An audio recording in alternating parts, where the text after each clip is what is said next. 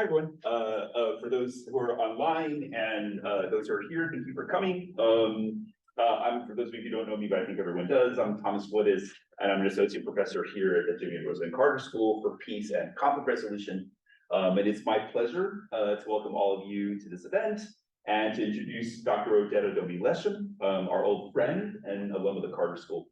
Adomi came to us 10 years ago.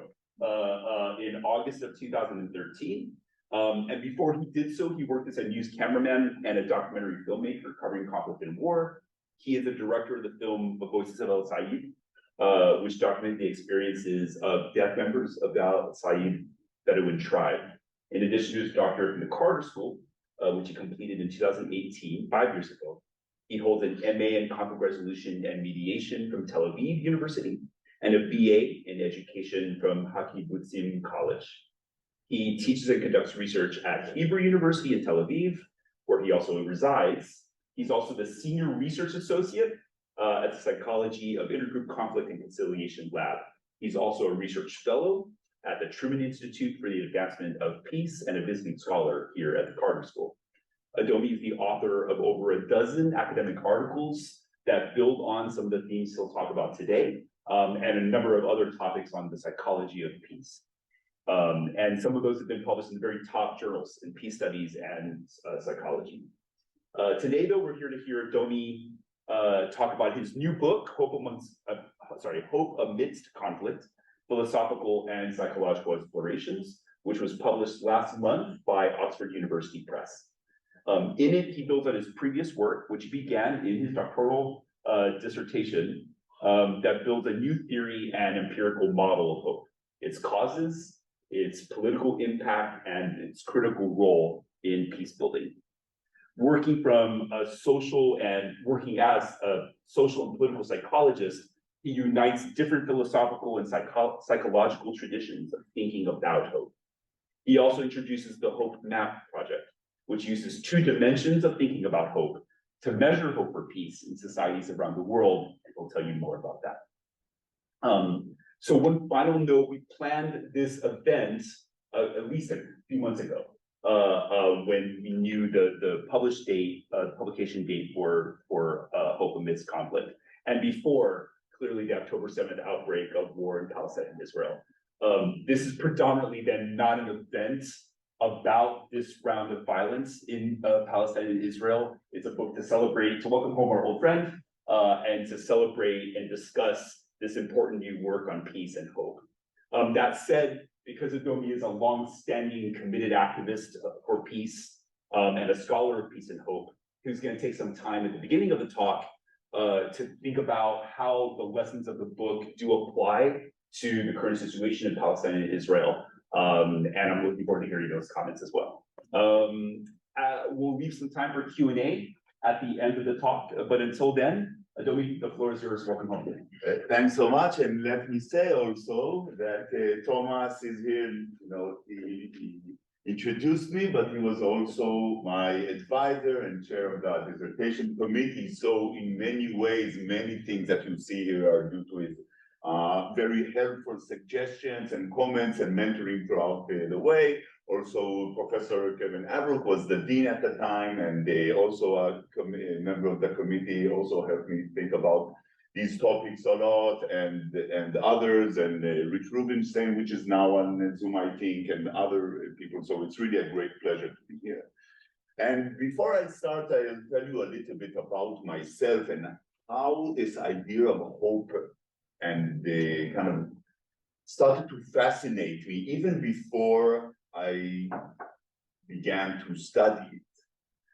So first of all, I live in Israel, Palestine. I'm Israeli. I was born and raised in Jerusalem and live in Tel Aviv. And I was, for many years, and still am, active in all sorts of peace movements, peace activities, humanitarian initiatives in this war-ridden region.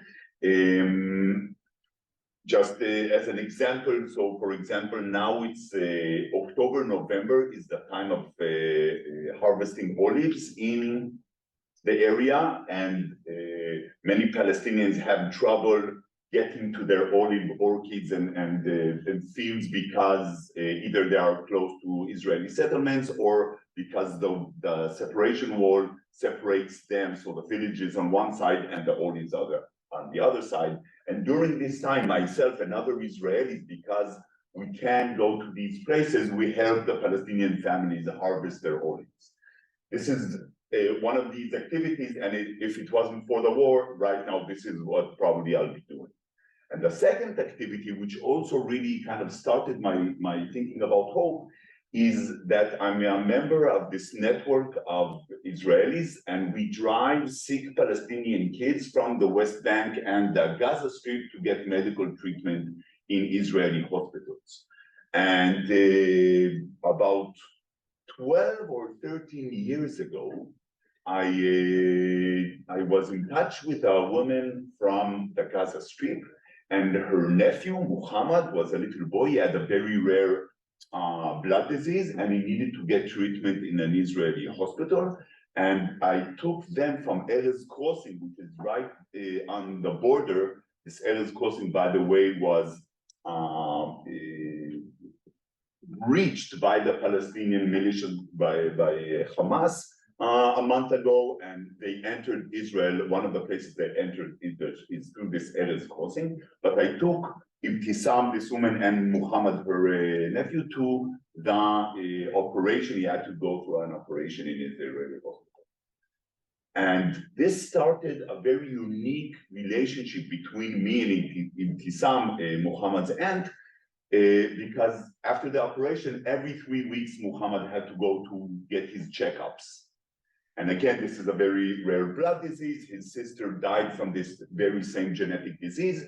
And so I did maybe, I don't know, 15 or such number of these drives from Erez Crossing in the Gaza Strip to the hospital in Tel Aviv. And I got to talk to Ibtisam a lot, many times.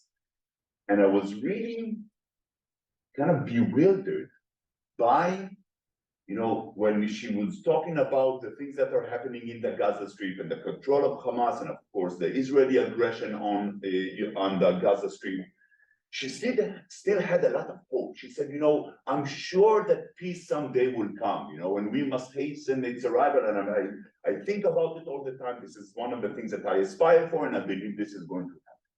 And I'm thinking, here is this woman that lives in such a dire situation, and she has hope for peace. Does it make sense? What is hope exactly? How does it formulate? How does it function in these circumstances of conflict and violence? What is hope? How do we measure it? And these thoughts led me really to start thinking about hope. And I brought these thoughts here into the Carter School, already knowing that this is the topic that I'm going to investigate. And Thomas helped me kind of throughout the way use this curiosity in my studies. And here in these offices, I developed this bidimensional model of hope and the other things that we're going to talk about. So this is kind of how it started. And I'm going to talk about, like Thomas said, I'm going to do actually two things. We're going to start to talk a little bit about the situation that's going on. Of course, we cannot avoid, and I think it's wrong to kind of say, no, this is just a book launch, we're going to talk about hope, without talking about, you know, really the tragedies that is happening now in Israel and in Palestine. So I'm going to devote about 15 minutes to that, kind of trying to make sense of what's happening, and of course tie this issue of hope to the current developments. And I'm going to speak both as a conflict scholar, as a political psychologist. So what interests me is the psychological origins of political phenomena like violent conflicts, but also as a resident of the region and as a peace activist. So I'm kind of, I want to weave these things or weave these perspectives into my presentation today. So first of all, a little bit, let's see. Okay, here it is. Okay. So just a little bit about the background. So this is the Gaza Strip, right at the southwestern tip of Israel. This is the border with Egypt. It's a tiny place with more than 2 million Palestinians. It's one of the most densely populated places in the world. About 2/3 of the Palestinians that live there are descendants of refugees from 1948. So in the War of the Independence, or the Nakba, as Palestinians call them, many Palestinians fled or were kicked out or forced out and went into the Gaza Strip. 2/3 of the residents are refugees. Okay, and the rest are original residents of this region. So 2.4 million people. Before 1967, this was Egyptian territory controlled by Egypt. In 1967, what's called the Six-Day War, Israel conquered the Gaza Strip. It also conquered all of this area of the Sinai Peninsula. And from 1967 to 2005, Israel controlled this place completely, both in terms of its military and also Israeli settlers settled and built towns, small towns in this area. There were about 8,000 Jewish Israeli settlers inside of this very densely populated place of Gaza. But in 2005, there was a unilateral decision to move out both civilian residents and the military, Israeli military from Gaza Strip. It's called the disengagement from Gaza, summer of 2005. And all the residents, the civilian residents left, were actually pulled out of their houses. So this was a kind of, not forceful, but this was a coercive way to take the people out. They didn't want to, of course, some of them because of the ideological reason. And then, but also Israel took out its military. And then a year later, Hamas took over control over the Gaza Strip, and Israel, in retaliation, sieged all the entrance, both from the sea and from land. And Gaza has been under siege from 2006, 2007, I think. 2006 was control of Hamas, and then I did it. So for a very long time, it is very, very rare for Palestinians to be able to cross any of the borders or leave this place. So you could imagine what is it like living for, 15 years or more under these circumstances. Now, from 2006, every 2 or 3 years, there are these confrontations where Hamas missiles are launched from the Gaza Strip into Israel, and Israel retaliates with a lot of force. Sometimes the number of casualties inside the Gaza Strip is very high, also some Israeli casualties. But what happened on October 7th is probably the worst episode in the history of conflict, probably also the worst episode in the history of the Jewish people from the Holocaust. Palestinian militias, Hamas militia people, about 3,000 of them, managed to breach these the fence on many places, more than 10 places, entered with jeeps and with machine guns, and in one day killed 1,100 Israeli civilians, many of them living in kibbutzes and moshavs here in this area. By the way, most of the people that live here are quite left-wing, so more inclined to peace, more dovish in their attitudes. Okay, these are people here. And also there was a big party, a rave party right near the border with more than 4,000 people enjoying electronic music. But on Saturday, October 7th, 6:30 in the morning, when the party was, at its height, they came there and massacred about 400 of the people over there. So 1,100 people slaughtered, kids, elderly people, women, really horrific violence. And parallel to that, thousands of missiles were launched and still are being launched from the Gaza Strip. So the numbers of casualties in Israel was very high, and since that day, Israel started to, and I'll talk a little bit about what happened in the first 2 days. But right now, so after several days, Israel recruited all of the reserve power, so more than 350,000 reserve soldiers were recruited, and it invaded Gaza by military force. It's now surrounding Gaza City, which is the biggest part of Gaza. More than 11,000 Gazians dead, most of them, huge majority are civilians, many of them children and kids. So the numbers are unprecedented in terms of the levels, both the levels of violence and cruelty and the sheer number of casualties. So really, probably the most horrific event in the history of the conflict. And this is it's a big competition, okay? Because the conflict has been going on for a long time with many of these confrontations, and it's very heated conflict. And of course, there is a story of the hostages, because while these attacks were going on, also Hamas militias took, and other jihadists took people, civilians, again, kids, elderly people, women, men, teenagers.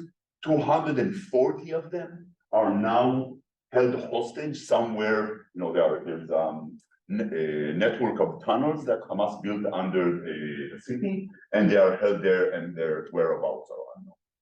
So this is really, I don't have to explain how tragic this event is, both for Israelis and Palestinians, and for everyone that is living in the city. But of course, there is another regional context. So on that problem, there is another level of problems, because there are tensions on the northern part of Israel with Hezbollah. Hezbollah is a Shiite flank connected to Iran. So there are tensions there, and rockets and bombardments from the two sides. And also, for the first time, there were rockets sent from Yemen to the south part of Israel, and one of them hit Egypt and one of them hit Israel. So really, suddenly, this very strong, violence coming from all sides in many types of forms. And of course, there are ripple effects around the world. We see now in Europe, in the US, these tensions. You're either pro-Israeli or you're pro-Palestine. The world has become like binary, and the tensions are rising. Anti-Semitism is on the rise.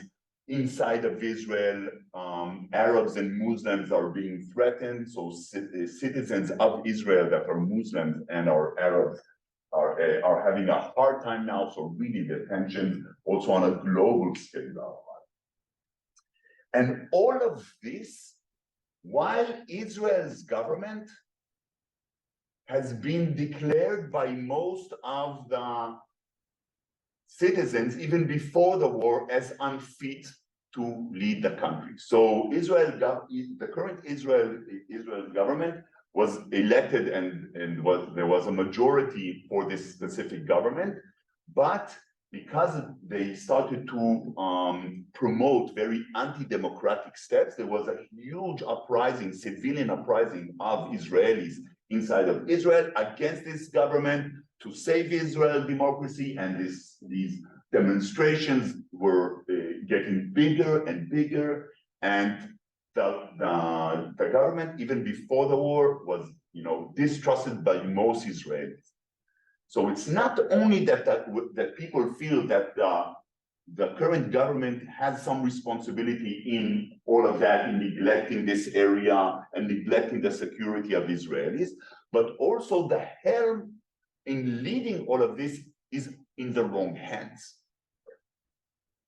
So this shows you how many levels, right? This tragedy and this occasion that we are now in. And as a political psychologist, what I'm trying to understand is, what does it mean in terms of public sentiment? So how could we explain what people are thinking and believing? So first of all, people also in Israel and in Palestine as well and around the world are suddenly disoriented or bewildered by this tragic event on such a scale. So people don't know what to think anymore, right? People start to kind of go in different directions, and then they want to hang on to something simple, accessible. So what people do? They don't think in complex terms, they think in very simplistic binary terms. This is why we're seeing this pro-Israel, pro-Palestine, right? Because the shock is so big, we need something to hold on to. We hold to these identity issues, right? Identity politics, and kind of go into these two separate ways. The second thing we see is what's called competitive victim. We see Israelis showing, horrific footage and photos from these massacres and saying, we are the victims. And then we see Palestinians or their supporters showing, the hundred, and the numbers and the casualties, the kids that are now dying in the Gaza Strip, and saying we are the victim. It's a competition. It's a competition. And when you are in a competition, you cannot recognize or acknowledge that the other side is suffering as well, because you're competing. If you acknowledge that, you lose points. Right. So this is why we see, and this comes with this binary perspective. And so the world is divided into parts, and everyone is saying, showing the victims and showing these horrific footages, either from Gaza or both. The second thing that happens is this rally around the flag phenomenon. Okay, this is well known, in political science and in social psychology. People unite or feel they are obliged to unite under one flag. And what we see here, that the consequence is extreme nationalism. So in Israel, suddenly the nationalistic sentiment is very high. People that criticize Israel's policies, even small ones, are being arrested now in Israel, beaten by police, and with radicalization in terms of religious zeal. People are thinking in much more religious terms, and this is very scary. So it's both the concerning parts are not only those that are more physical, but also the public sentiment is in such a place where it is very explosive. And of course, the complete lack of hope for any better future.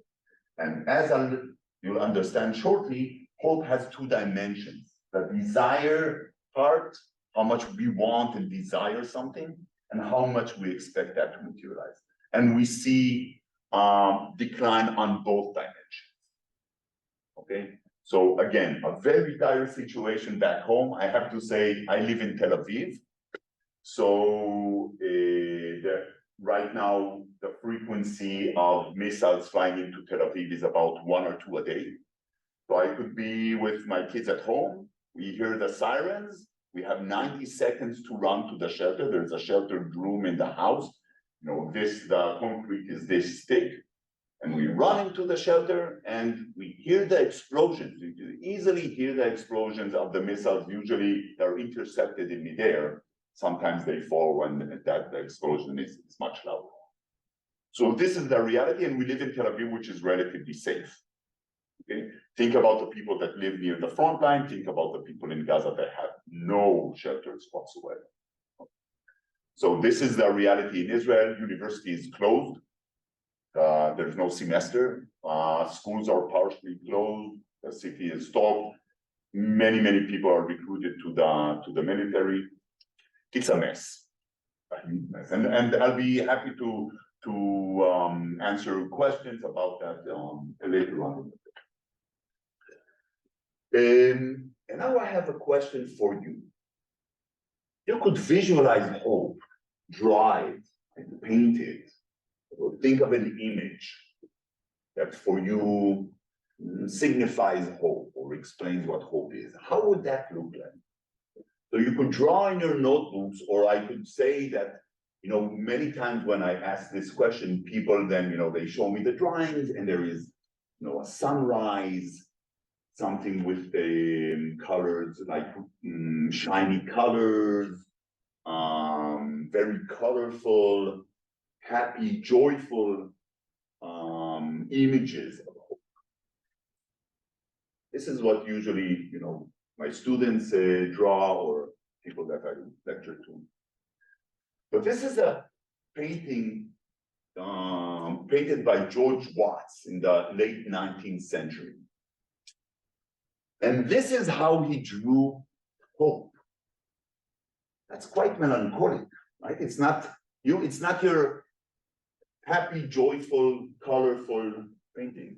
But I think it's a very accurate portrayal. So we have here probably a female, hard to tell, sitting on a globe which is almost sinking. There's water here. So there's some danger here or jeopardy. And she's sitting on that globe. And her eyes are covered.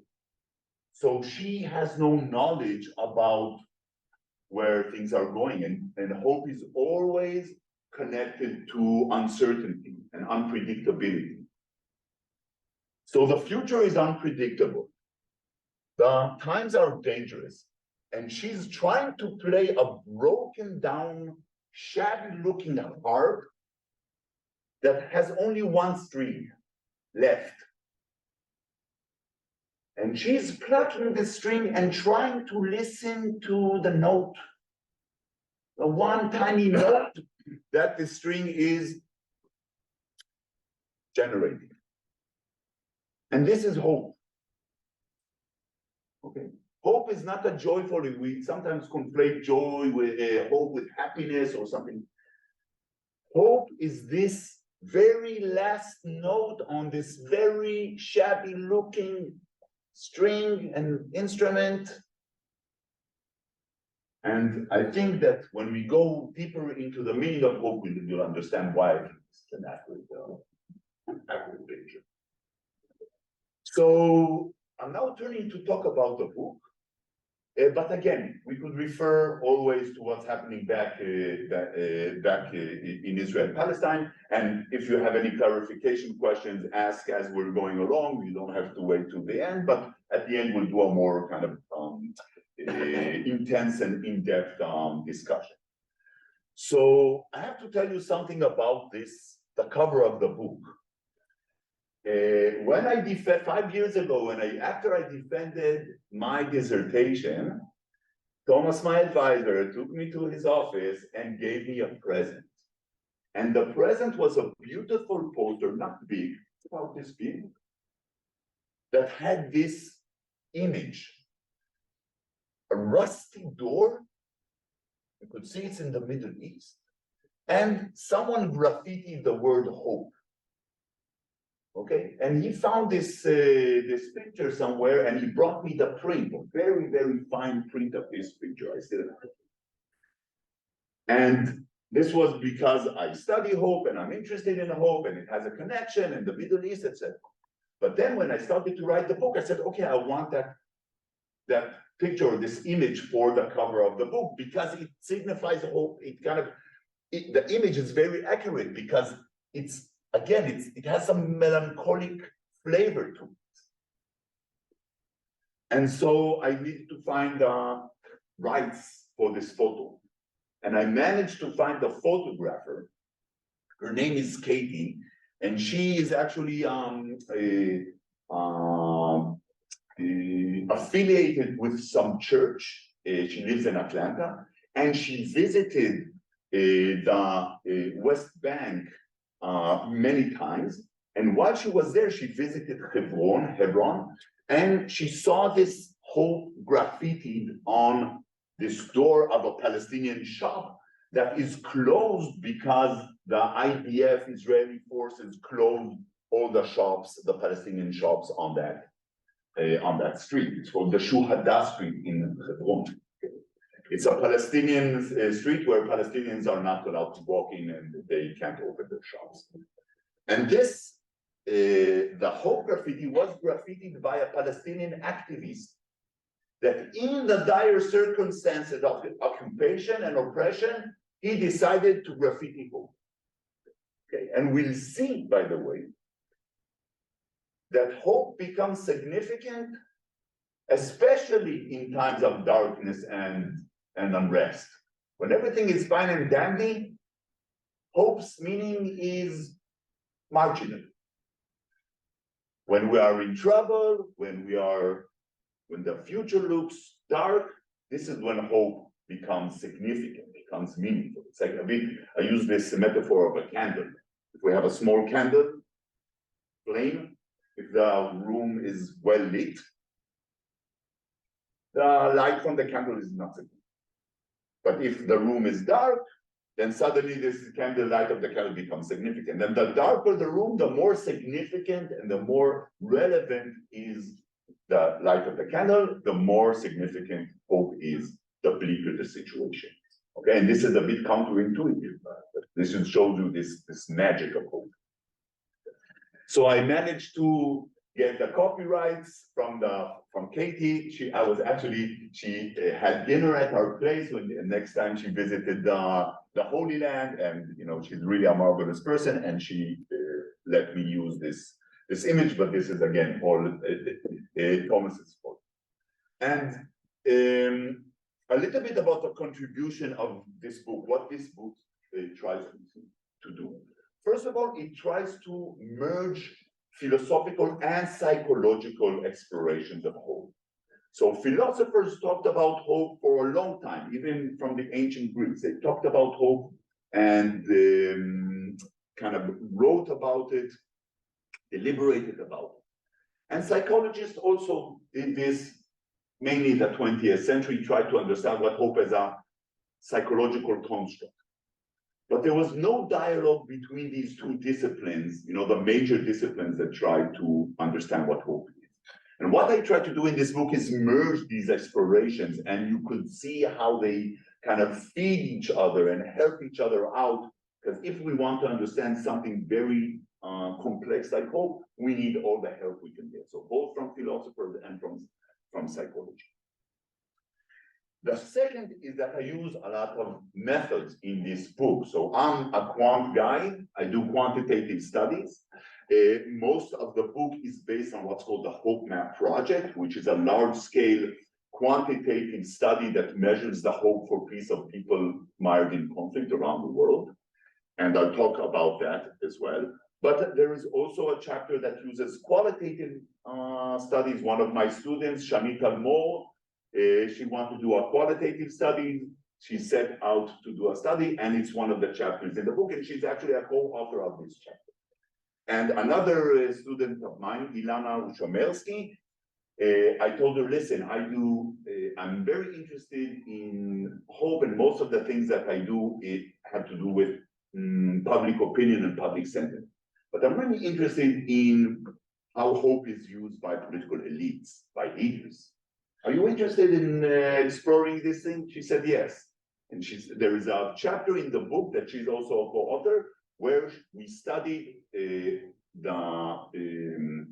uses of messages of hope in the speeches of Israeli and Palestinian leaders speaking at the United Nations General Assembly.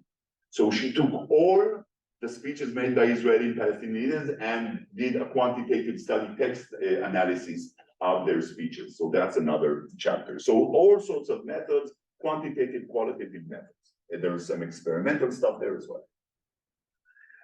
Another contribution is understanding that the conflict is asymmetrical, okay? And using this prism of asymmetry to understand hope among the low power groups, among the Palestinians, the disadvantaged group, but also among the high power group. And we could see that hope functions differently depending on the level, the power of the group. And lastly, what I try to offer is what's called the bidimensional model of hope, which is a new way to understand what hope is and how to measure it. And I feel very privileged that more and more people are using this a bidimensional approach. So colleagues, students of mine and colleagues are using this bidimensional approach, and you'll see what it is. So the book has 8 chapters, but today we're going to focus on 5 of them. And again, it's going to be, 2 or 3 minutes on each chapter, so you can kind of get the essence of what I tried to. And I'll start by talking about the merits and the dangers of hope. And for us, it's very intuitive that hope is something good, right? Hope is something good, something we should aspire for, and something we should nurture. But that's not actually necessarily the case. And what I start to do in my lectures is convince people that hope is a bad thing. You should actually avoid being hopeful, okay? And I want to talk about these downsides because they are counterintuitive, or we usually don't think about them as such. And the first is that hope comes with anguish. Okay, this is Nietzsche. Nietzsche said, hope is the worst evil because it prolongs the torment of man, right? We want something, we aspire for something, but it's always a torment because we never get there. It's better to be skeptical. It's better to be pessimistic. If you are pessimistic, you don't have this torment. Your passions are, you don't need to find a cure for your passions because you have none. You know from the onset that nothing is going to happen. But if you believe and if you aspire for a change, then it comes with pain. Okay. And of course, hope could devastate us when our hopes are crushed or dashed and leave us even in a more dire situation. The second thing, and this is Spinoza, Descartes, others are saying hope is ignorance. Why?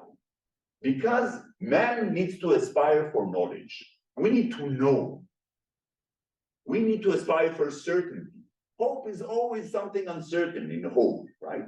No, we can't base our decisions and our thinking on hope. We need to base our decisions and thinking on what we know.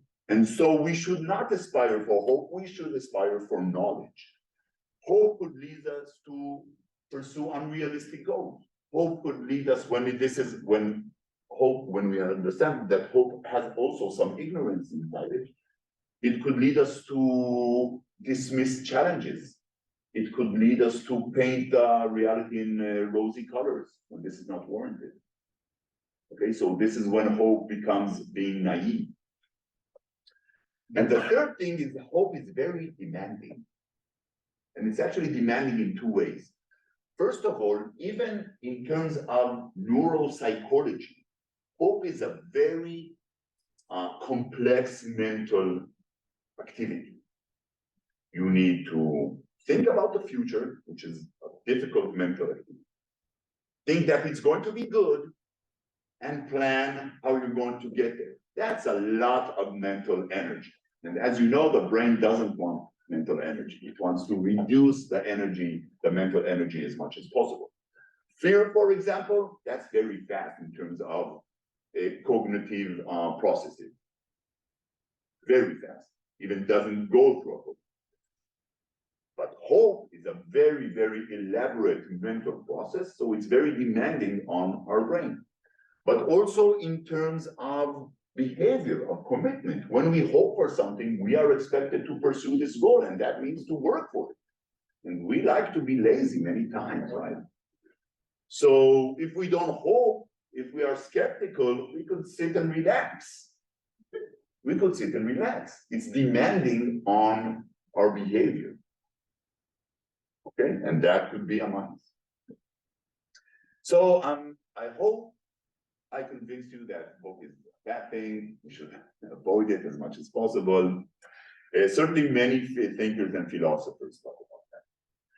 But of course, the merits of hope overshadow the dangers or the pitfalls of hope. And I'm going to go over them, but there are many, many. First of all, again, this is not me, much smarter scholars and thinkers than myself talked about hope as an existential need. Something that people could not live without, like water, food, sleep, etc. This is both because it is something, this is Erickson, one of the fathers of developmental psychology. He said that when you observe infants, one of the first mental constructs that are developed in infants is hope.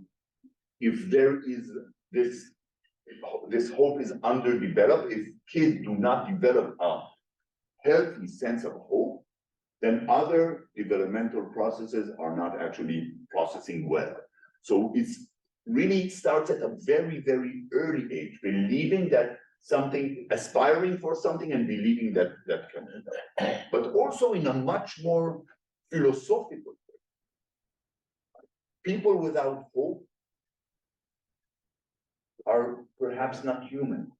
Okay, there is one of the articles or kind of articles that for me was very hard to read was about what's called the death row syndrome. This is where people are, on death row, they know they're going to be executed in some time, and they want to get it done with as fast as possible. Because these are people that their hopes were depleted to such an extent, they could not live in this type of existence, and they want it done.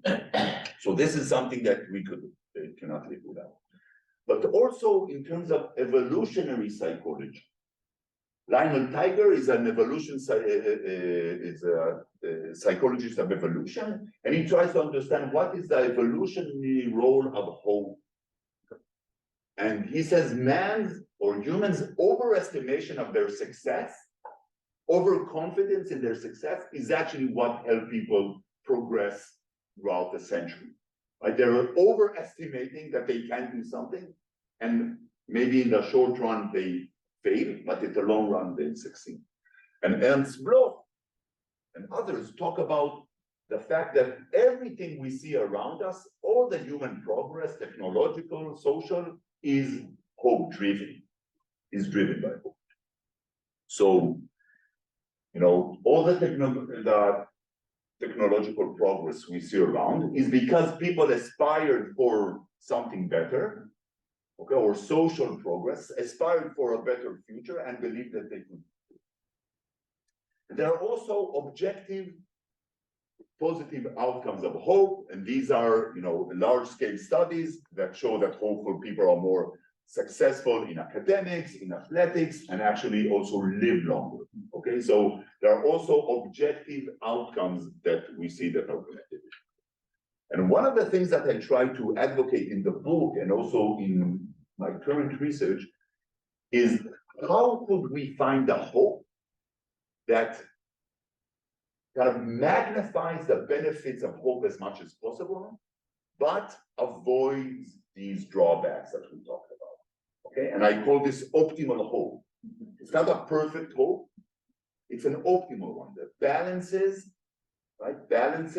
uses hope's merits as much as possible, but tries to circumvent or avoid the pitfalls. Okay, now we go to the next chapter about what hope is, conceptualizing hope. So I talked about what is good and bad in hope, about hope, but I didn't talk about what hope is actually. And again, like scholars do, they don't agree on anything, right? So some psychologists look at hope as an emotion. Others look at it as a cognitive construct. Others as a motivational. There's no consensus. So what I did is I went back to common dictionaries in many languages, and I looked at the definitions, popular dictionaries, and I looked at the definitions. And I always find some version of this definition, a very straightforward and simple definition. What is hope? It's a desire, accompanied by some expectation of fulfillment. So right away, we see that there are two components here. One is a desire, and the more I want something, desire it, aspire for it, the more I hope it will happen. And the second is some expectation, not certainty, of course, but some expectation, maybe a little one, that this thing that I desire will materialize. And then when I looked at other scholars, I saw that hidden in their definitions, I could always find these two components. So what I argue is that wishes and expectations are two components that are both necessary and sufficient in order for us to have hope. Necessary means that you can't do without them. Okay, so let me give you an example. I'll share with you a personal story. I always wanted to be an astronaut.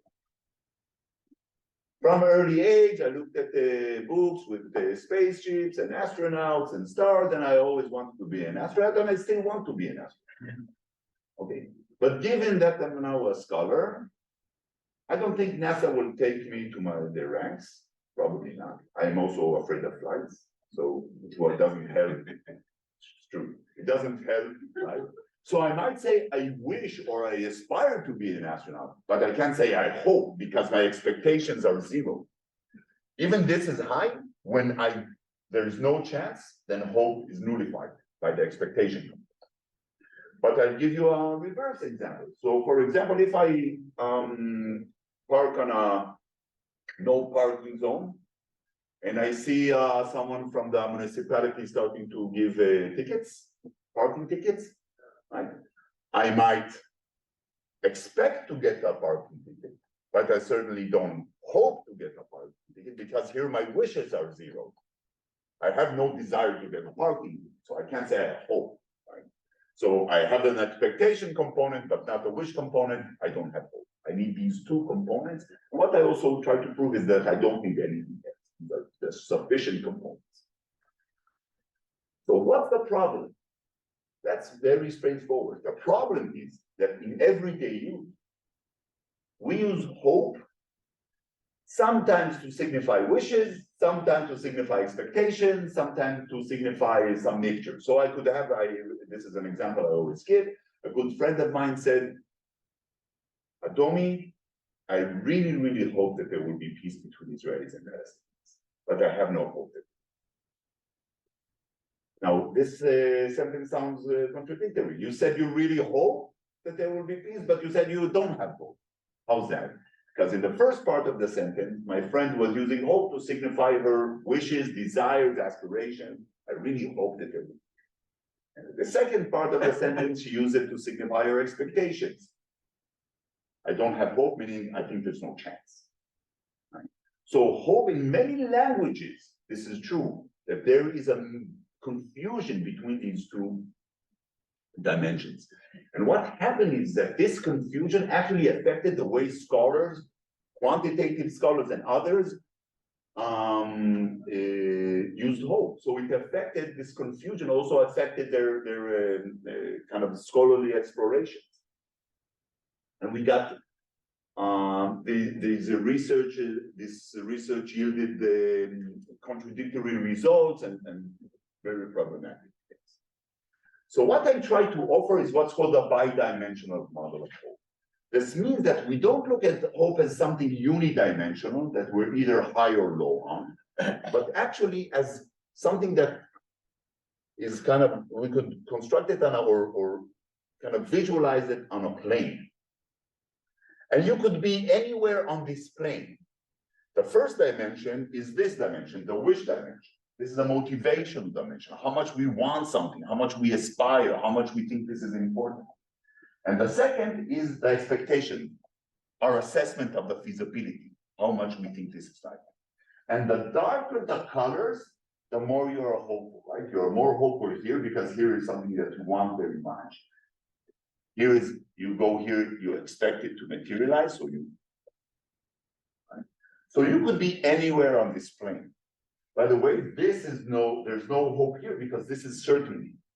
When something is certain, hope is not relevant. What I found most interesting is this area.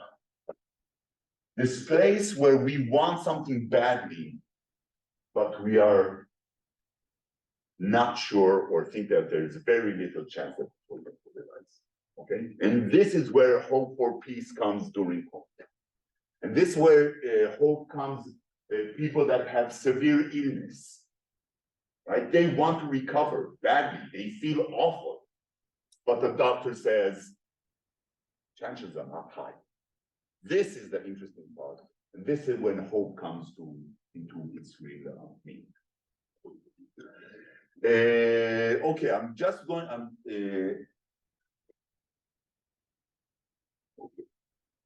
So I'm going to kind of skip some of these things, but I'll kind of stay here for a bit. What happens when one of the dimensions biases the other? So the first thing that could happen is what's called wishful thinking. Is that when I want something so badly, I exaggerate the chances of attainment, right? I kind of, yeah, say, yeah, that's easy. But it's not actually easy. There was an influence, an unwarranted influences of my desires and aspirations on the expectation dimension. But another dangerous thing could happen, and this is where low expectations influences our desires. When the challenges are so tough, we stop wanting, we stop desiring and aspiring for something. Right? So we want to keep these dimensions also in our head separate. Okay, and when I talk about optimal focus, I won't go over that, but I will go over action oriented. One of the questions is, could we be hopeful and passive, right? Or is hope always connected to some action, to some behavioral output? And again, smarter people than myself, Eric Fromm, for example, one of my favorite philosophers who talked about hope and wrote about hope a lot, said there is no such thing as idle hope. If you are not actively engaged in pursuing the thing you hope for, this is not hope, this is something else, but not hope. So also in my research and studies, I always look at this behavioral component, right? And look at the action or the activity associated with hope.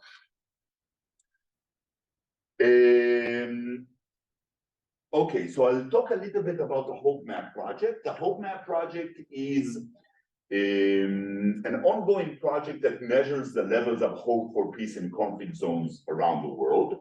So far, 4,800 participants. These are representative samples of 4 communities living in conflict: Israelis, Palestinians, North Cypriots, so Turkish Cypriots that are living in the northern part of the Cyprus island, and Greek Cypriots from the south. So 4 communities, 4,800 participants. These are representative samples, and there were 4 time points where I measured. The first time that I did it was still when I was here my last year in ESCA. And this is the most comprehensive data set on hope for peace, but now I'm waiting for answers from grants that will allow me to expand this project into other conflict zones in Africa, in South America, in Asia, in other areas. And there are 3 goals of this project. The first is to measure the levels of hope for peace, and again, on this bi-dimensional plane.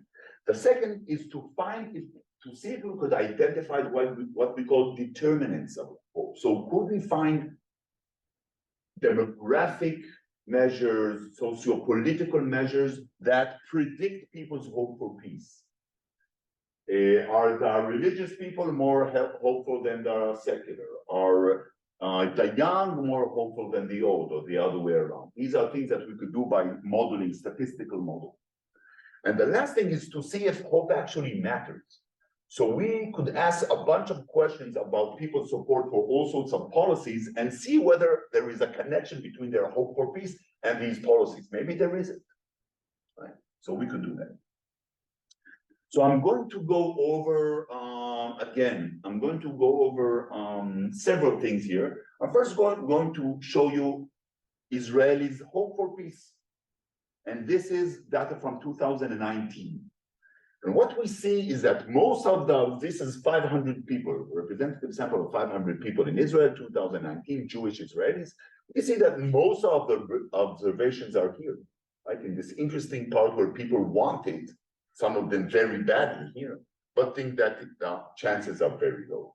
Okay, that also makes sense. The conflict is going on for so long. Makes sense to be skeptical. But we could also see that there are people that for them peace is not that desirable.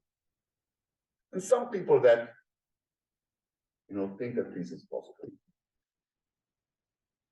The data, when I collect the data, I collect it simultaneously in the rival communities, okay? So this is from Palestine, West Bank and the Gaza Strip, 500 people, 2019. I have to say that collecting data, you don't have to, you could imagine how difficult it is to collect data during a conflict in the West Bank and the Gaza Strip in the occupied Palestinian territories. And these are representative samples. So posters go to refugee camps and cities and villages, north and south. And we could see that also most of the base observations are still here. So most of the Palestinians wish for peace, but think that the chances are likely. But we see also a large number of here that for them, peace, the idea of peace is not that desirable, and also more people that are optimistic about the chances. And when I compare the means, I actually see that the levels of desires for peace, regardless of how I define peace, because I use also definition, is similar, is identical between Israelis and Palestinians. That's quite perhaps an encouraging thing to say, that most Israelis and Palestinians, although the suffering and the hostilities, desire this idea of peace, okay? And I could talk a little bit about the definition. But when I compare the expectations, I see that Palestinians are more optimistic about the chances for peace compared to Israelis, and if we'll have time, I'll talk about it. Now I'm going to detour,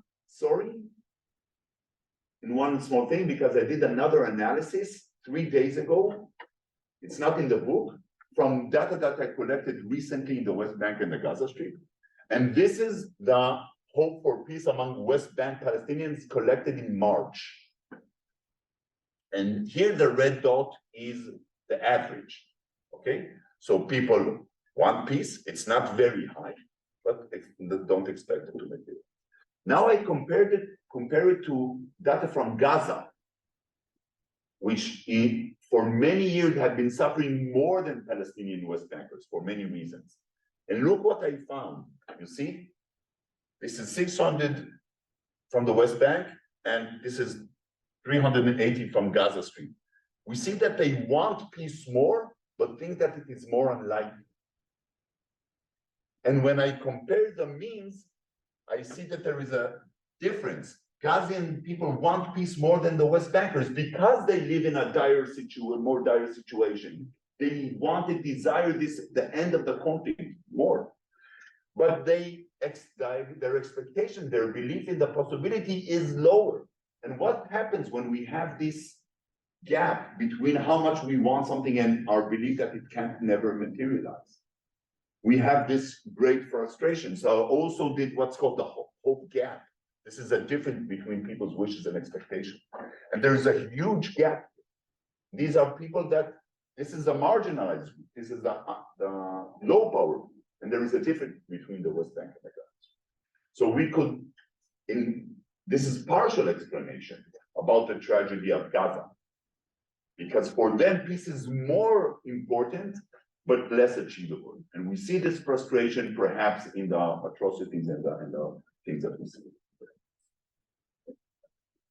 Okay. How much time do we have? And half an hour, right? Okay, so I'm going to jump and not talk about this. We don't really have time. And then the next question, does hope actually matter? Okay. So again, what I can do, and this is where you're going to see data collected, aggregated across all the conflicts, across all times, right?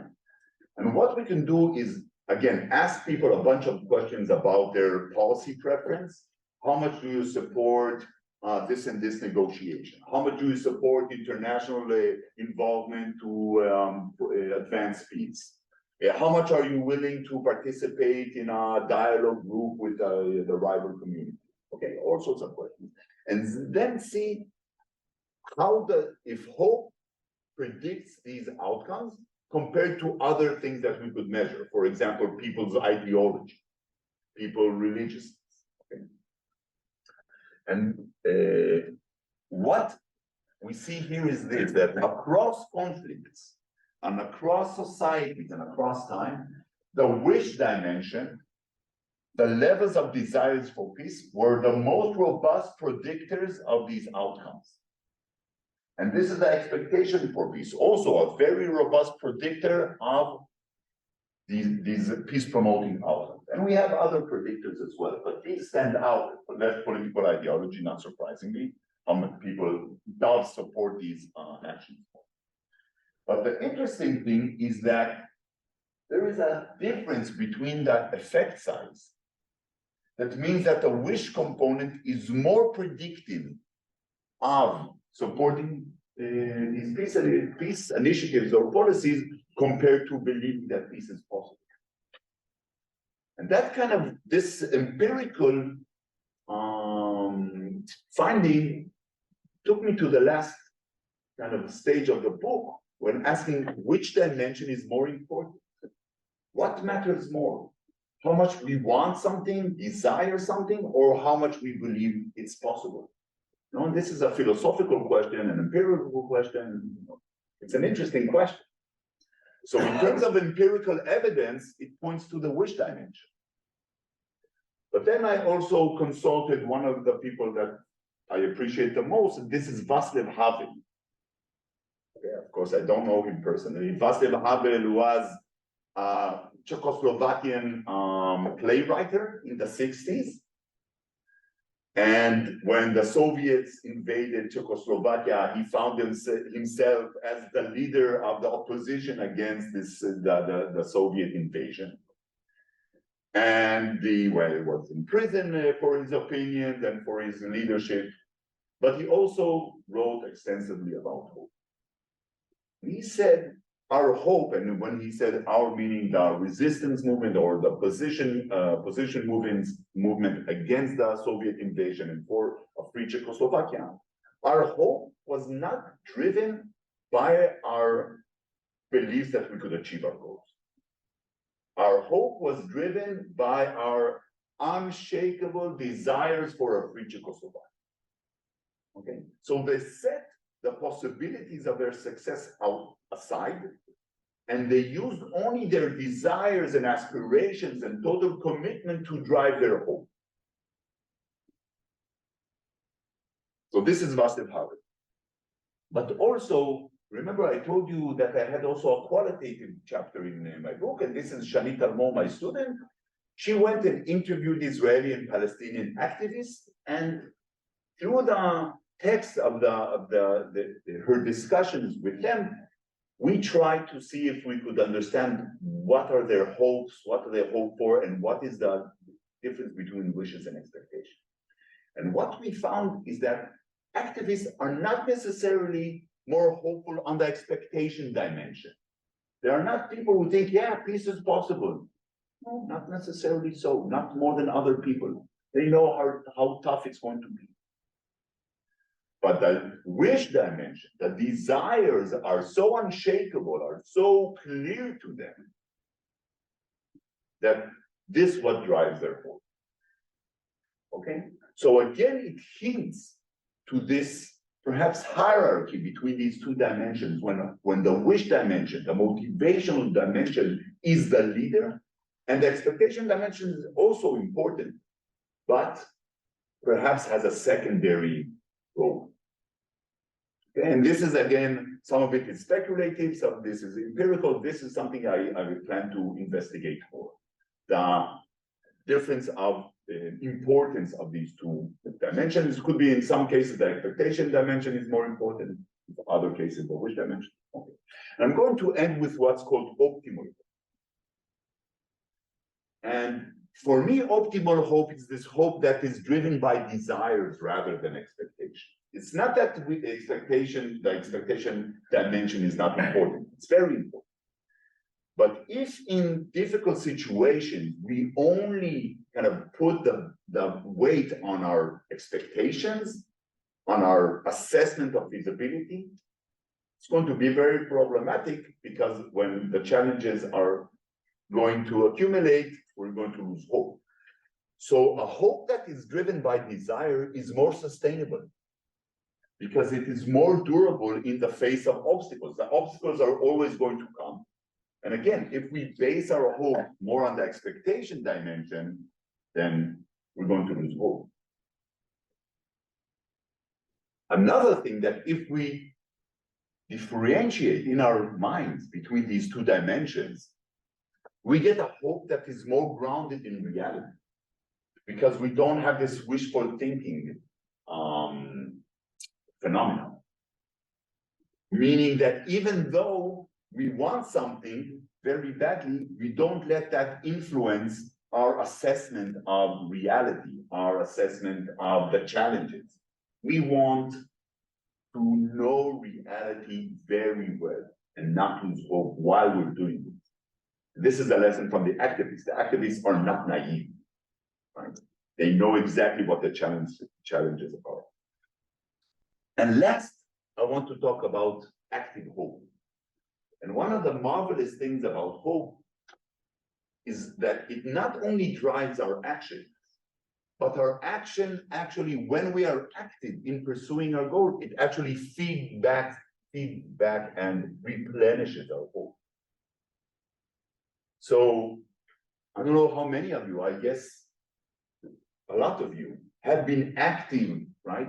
Practicing conflict resolution, being active on the streets, demonstrations, whatever, all of these collective actions for some cause, calls for justice, calls to end racism, calls for peace, it doesn't matter.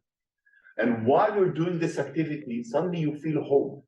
Why is that? It's not necessarily that now your assessment of feasibility is higher, but because these desires happen to have, they become concrete. You see other people around you working for these things. So these desires and aspirations, suddenly you see them before your eyes. Okay? And this is something that, as an activist, as someone that has been to many, many demonstrations and protests, etc. I was almost arrested 6 months ago. My wife was. That's a bit funny. We feel this hope by doing that. Okay, so I think what we're going to end now. This is a QR code for my website. There's more information there, and this is now open to questions. So how about we start with some questions here in the room? If you're online, feel free to raise your hand in the chat and I'll find you and make sure to recognize your question. But let's start with a couple questions here in the room.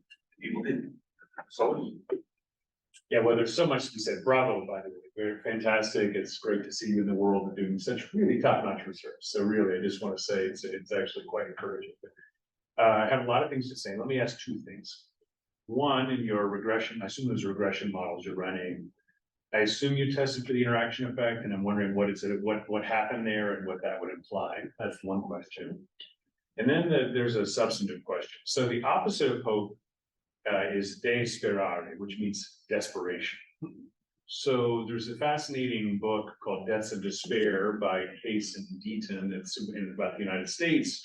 And the deaths of despair defined as deaths from alcohol use, drugs, or suicide. And also this despair phenomenon seems to be located in the United States in the white working class, might also be associated with voting for Trump. So I wonder if you could speculate a little bit about what the negative possibilities of desperation might be and what that would be for your implied research. Yeah. So first of all, to answer the first question and also to give the people that are not that savvy in regression models and interactions. Interaction means that there might be a possibility that, for example, one of the pattern we see here works for some people and not others, or could be actually opposite for some people and not others. And then what I do is, for example, take these hope dimensions and interact them with whatever I think or I presume could be make this difference, for example, nationality. So a good question is, does hope interact with nationality such that Israelis and Palestinians, for example, have different patterns? or Cypriot and Israelis, different fact. And what I showed here in the regret, what I saw here, replicates in all nationalities. So this wish dimension, expectation dimension, the gap between them, and also the fact that they are very prominent and robust predictors. But there are some things that I see. I also mean wish and expectation, the interaction between Between them, yeah. So sorry, okay. So it could also be the case that the wish dimension only operates on a certain levels of expectation, only if expectation is such and such. So in all of the studies, I didn't find an interaction effect. Okay. And another interesting thing is their correlation. So the Pearson's regular correlation between wishes and expectation is between 0.2 and 0.3. That means that there is a correlation between them. They go together, but the correlation is not that strict. It's not that rigid. They have their own independence, so they are related, but have like their own. And for the second question, I'll say two things. First of all, about this idea of despair. One of the things that, and there are people that write about despair in the context of conflict, and many talk about suicidal attempts, bombing attempts of Palestinians that go and kill themselves. Many argue, and I think I agree, that so many of these attempts where Palestinians, sometimes run with a knife. Like they run with a knife and they try to stab, and most of the time they get shot before they. So they know that this action is going to lead to their death. And I'm not certain that they think this action will change the picture and promote Palestinian independence. It is driven by despair. When you are desperate, the consequences are marginal.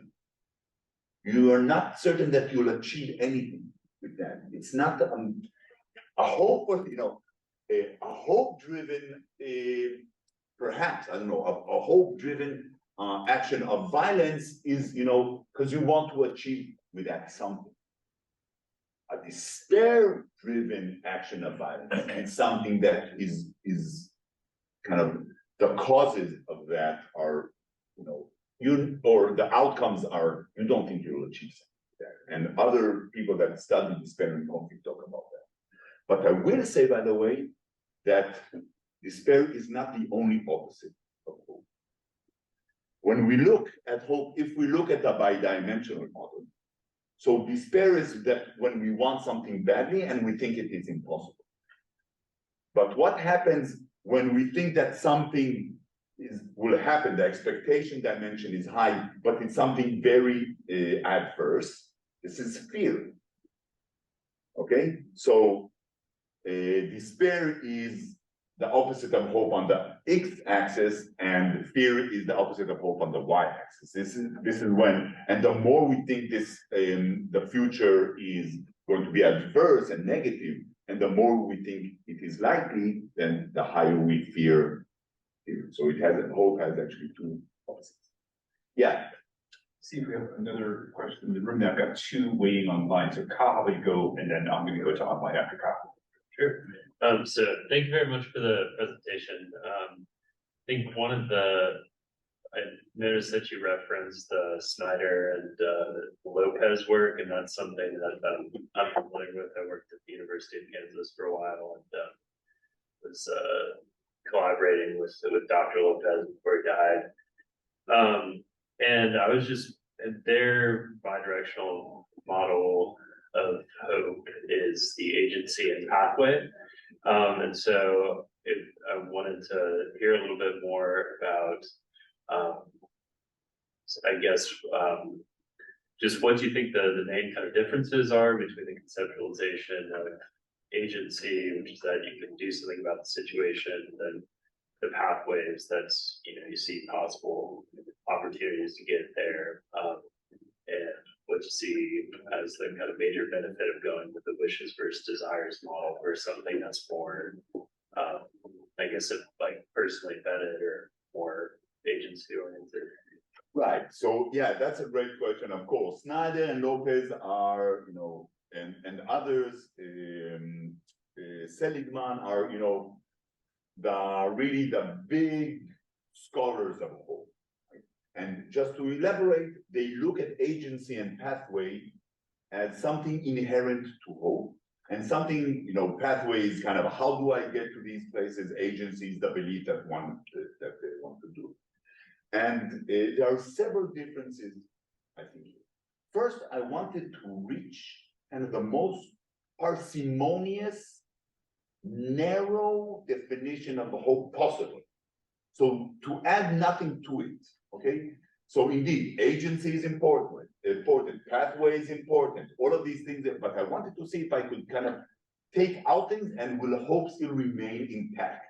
And at least my conclusion is yes, when you have wishes and expectations and some interaction with them, you have hope even in its most minimal existence. Okay, so this is perhaps and there are more and more elaborate, very interesting models of hope that kind of include more components, and I want to be very parsimonious. The second thing is that all of my work is focused on the societal level. So, of course, many people, and rightly so, examine hope, personal hope for a change in life, career, family, health-oriented hope, right? People, okay. And the hope scales that Snyder and others kind of invented and were validated are very oriented or geared to that. But for me, what's interesting is politics and social conflict. Right? So I wanted to find something that is more connected to that. And by the way, political efficacy, which is a known political phenomenon, which means how much I believe that I'm an political agent, right? People high on political efficacy believe that public opinion matters, that people could change their political destiny, they are political actors in some way. And people that are low on political efficacy, think, we are just pawns in the game of political elites. We have no part in the political game. And there is a connection. So I also measure political efficacy. So there's a connection between political efficacy and the hope components, but only with the expectation component. For example, people high on political efficacy, those that believe that, yes, citizens are part of the political game, believe that peace is more possible, so their expectations are higher, but there's no connection between that and how much they desire. So this is a partial there. Dan Rothbart online. Wow. Go ahead, Dan. Can you hear me? That you were here, Dan. Thanks. Wonderful, outstanding. It's very exciting to see your work again, and especially the tremendous progress from your excellent academic work and now, obviously important contributions. So your project, obviously, as you just said, focuses on the societal level, and you hinted at the end of your talk, kind of, well, how does this apply to peace building, to peacemakers? And I suspect one takeaway theme from this, but you obviously correct me if I'm wrong, is that hope is a precondition of peace building. And I mean, this is my assumption. And if that's wrong, tell me. But if it's correct, I'm wondering if it's worth extending your project to a normative reflection on peace building generally. And that has so many different tangents, obviously. And would it be interesting to pursue, as it were, the variability among peace builders with respect to the factors of hope, the causes, the continuity, even in issues where some peace builders experience trauma and emotional distress, empathic distress, and so on. Obviously, I'm assuming it's not one model fits all, but I'm wondering if have you done that? Is it worth doing? And what your thoughts in that direction? Yeah, thanks. Yeah, that's a really interesting question, and also something that I think I could relate to in 2 or 3 ways. So first of all, I completely agree that it's not enough to understand, yeah, hope is a precondition. I agree completely. Hope is a precondition for any work, especially I would say the desire dimension, the wish dimension, but also the expectation. It's not enough to say that. I think that peace builders, practitioners, community leaders, etc. We need to articulate this better. So we need to talk about it and articulate it such in the work that we will be more clear about what hope is, how could we use it more effectively, could we keep it more durable and sustainable in the face of challenges and obstacles. So, for example, I had some talks I was invited to talk about hope and do some workshops about hope to non-academic audiences, to peace builders and other activists in other realms. And I noticed that for them, kind of talking about it and understanding that hope needs to be embedded deliberately in their work. So in the way they think, what they write, what they advocate for, how they speak to their people, in their workshops, in their activities. So it needs to, when we understand better what hope is, we have an easier time embedding these ideas in the practical work. And I saw, and they came and say, okay, that was really helpful. I feel more hopeful. It didn't mean that now they think their work is easier, but it means that they could take some of these insights and really use them in their practical work. This is the first thing. The second thing is that I'm interested in peace. I come from a conflict zone, and unfortunately, this is my world. But we could think about hope in all sorts of social contexts, right? I don't have to tell you, of course, and I'm sure you're very involved with a very, very high levels of tensions inside American society, right? And people are desperate. People are feeling that things are crumbling. You know, the society is crumbling, etc. And we could work on hope for justice. We could hope on work for to end the discrimination and prejudice. We could hope, the target of hope, we could change that all the time, what we hope for, okay? But if we understand better this construct, both as a psychological concept and a philosophical concept, it makes our work perhaps a bit clearer. I wouldn't say easier, but clearer. So I'm very much, for example, open and I'm looking for collaborations on using hope in, you know, outside of conflicts on other social and political challenges that we have. I hope that answered the question. And Daniel, it's such a pleasure that you're here. Thank you so much. Wonderful. We've got one more question online, but I'm going to let myself ask the question. It's a former chair's privilege. So it was something that we talked a lot about when you were writing the dissertation, and in your kind of earliest explorations here, was hope, and you mentioned it towards the beginning of the talk, hope is a cognitive construct versus an emotional one.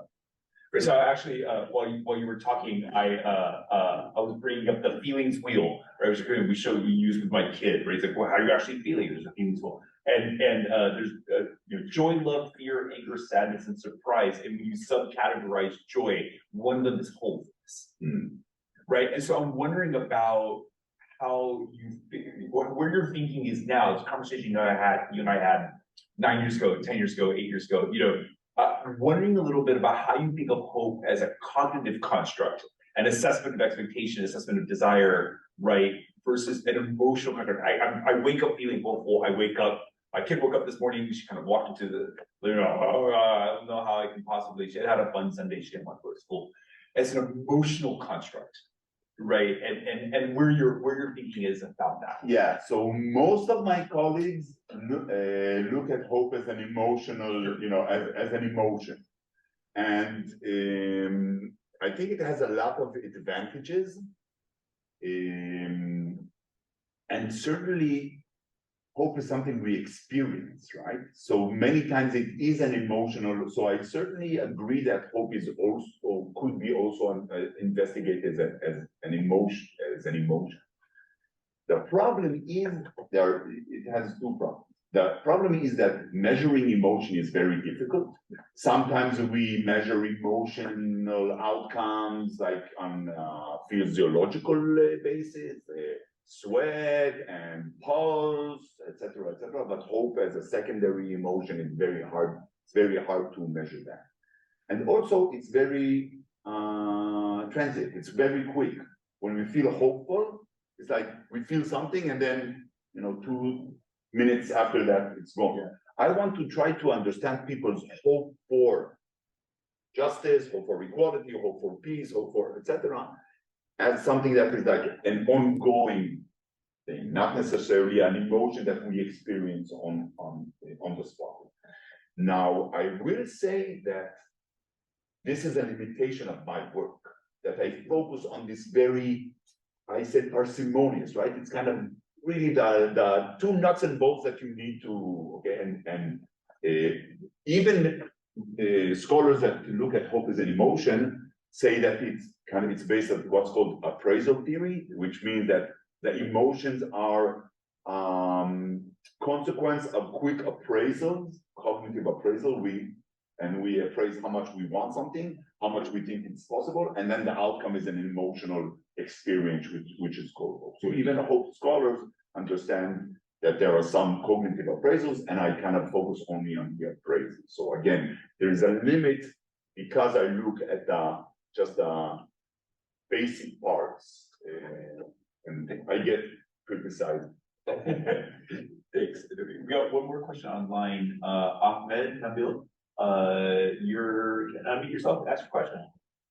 Yeah, sure. This is Ahmed Nabil. I'm a PhD candidate at Wayne State University, Michigan. Actually, I have two questions, but I want to thank you first for very thoughtful presentation about this topic. My question is actually coming from mainly my background as working for the Egyptian Foreign Service, and I would like eyewitness on the negotiations related to the century deal between the Palestinians and the Israelis through the century deal, mainly through the team of Jared Kushner and the team around him. Yeah.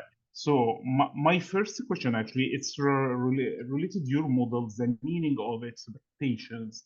If both sides should have the same expectation where we're going to have your model, because as I have witnessed the expectations from the American side during President Trump administration, they thought the team there, if we're going to give the Palestinians more economic benefits, so this will bring peace to the Middle East, and they will accept the offered by the Israeli side related to giving up the Eastern Jerusalem and getting a new capital outside of it for some economic advantages in some direct neighborhood countries like Jordan, Egypt, and Saudi Arabia. The second question is related to if there's any way we can include the hope and the expectations of the mediators. Usually peace is achieved when we have people who are supervising, engaging for mediation between both sides of wars. But what I have seen mainly from your models is we have the hope and the expectations of both sides of the conflict. But is this including the hope and the expectations of the mediator? Thank you. Yeah, so thanks a lot. I'll start with the second question. I would say that investigating hope among negotiators, mediators, etc., is really an interesting path. It's something that I didn't do yet, but certainly something that I would like to try. Herb Kelman wrote about that quite a lot, about hope among those that are in the center of negotiations and mediation. But I want to talk about what you said about the deal, this peace deal that was under the Trump administration, and the economic incentives, or all sorts of incentives. And I want to build on a beautiful, beautiful article by Jeremy Gingis, published, I think 10 or 12 years ago. And he asked Israelis and Palestinians, he had some negotiation offer for them. For Israelis, they had to relent, and he presented it to hardliners on both sides. Okay. And he said to Israeli hardliners, you will get, there will be peace between Israel and Palestine, but you will have to forsake the settlements. You will have to kind of go out of the West Bank and forsake your claim for the entire Holy Land. And of course, they declined. And he asked Palestinian hardliners as well, you'll have to forsake the right of return. And of course, they did. But then what Jeremy Gingis did is also offer an economic incentive. He said that to the same people, right? Or it was an experimental setup, the same question, but you also get a lot of economic incentives from the international community and et cetera, et cetera. And will you accept? You know what happened? It hardened them. They oppose these deals much more because for them it's an infringement of sacred values. You are buying me, they will say, you think you could tempt me with money to forsake things that I hold dear and value as something sacred. And I'm saying this just to explain maybe, the position or the discipline I use, okay? I use political psychology because I'm interested in people's psyches. And many times we kind of downplay that. We say we'll find some negotiation about the tangible resources, right? And we'll negotiate where the fence is and where, economic incentives, etc. But if we don't understand people's or society's psyches, their values, their beliefs, their emotions, etc., we find it hard, and I say this to people that are dealing with the international negotiations, we will find it very hard to find any peace. So the tangible resources are important, but also the psychological needs are very important. I hope this answers your question. Thanks everyone who asked a question. We're at the end of our time. We could go on, I'm sure, much longer, but we're at the end of our time. So, Adomi, thank you so much. A little present from all of us. Oh no, another present. I should have, and I wanted to say I didn't bring copies with me. I wanted to bring a gift and those copies because they didn't arrive on time. Only $75 every time. Really? Yeah, the hard Only. That's a lot. I paid 83. So Really? So there you go. Wow. And You can get my book for $2.99. Thank you everyone online for joining. thanks so much. Thank you.